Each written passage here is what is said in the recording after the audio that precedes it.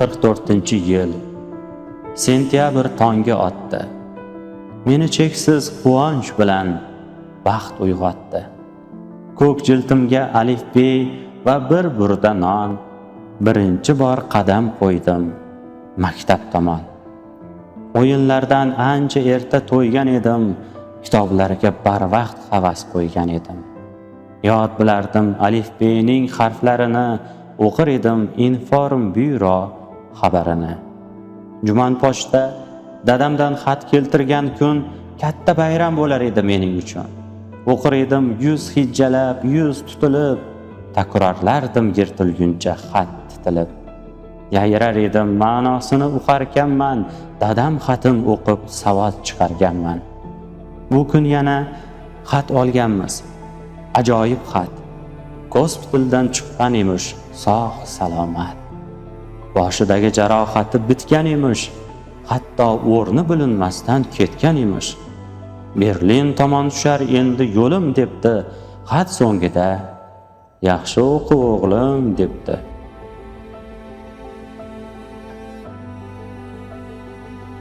Shu kun tunda 3 chiziqli daftarimga oro berib katta harflarimga, xira chiroq yorug'ida ko'z ishqalab, dadamga xat yozmoq uchun surdim qalam. Dadajon, men sizni juda sog'indim. Sog'indim ikkala ko'zim bilan teng. Kelib qolarmishsiz erta yo indin. Ayam shunday dedi. Rostmi shu ayting? Dada, bu kun sizni tushimda ko'rdim. Oq otda keldingiz, so'radingiz suv. Men buni ayamga gapirib berdim. Dadang keladi deb aytdi. Rostmi shu? Rustamning akasi urushdan qaytdi. Qo'ltiqda oyog'i bor, bir oyog'i yo'q. Rustam aytib berdi, ataka payti tizzasidan olib ketgan emish. O'q xol aka qaytgandi uyiga to'satdan. O'g'li dadajon deb chopib kelibdi. Ota quchay desa qo'li yo'q ekan, tik turgan joyida yig'layveribdi. Darsga kelmay qoldi tunov kun Tal'at.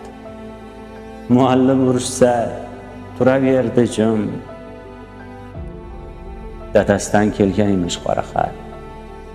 Hammamiz yig'ladik, hatto muallim. Dadajon sizga o'q tegmasin hecham. Men uchun ham tezroq qayting salomat. Buvim aytgan, agar men tilak qilsam, tilagim bo'larmish doim ijobat. Rost aytsam, sizni juda sog'indim ikkala ko'zim bilan teng. Kutaman dadajon. Albatta keling. Tengdoshim, asrdosh birodar, kel bir on jim o'yga cho'maylik. Bu yerda yotibdi fidolar, kel uni gullarga ko'maylik. Bu yerda baxt bo'lsin, nur bo'lsin, bo'lmasin qora tun zulmati. Bu yerda yuraklar hur bo'lsin, qaytmasin u kunlar dahshati.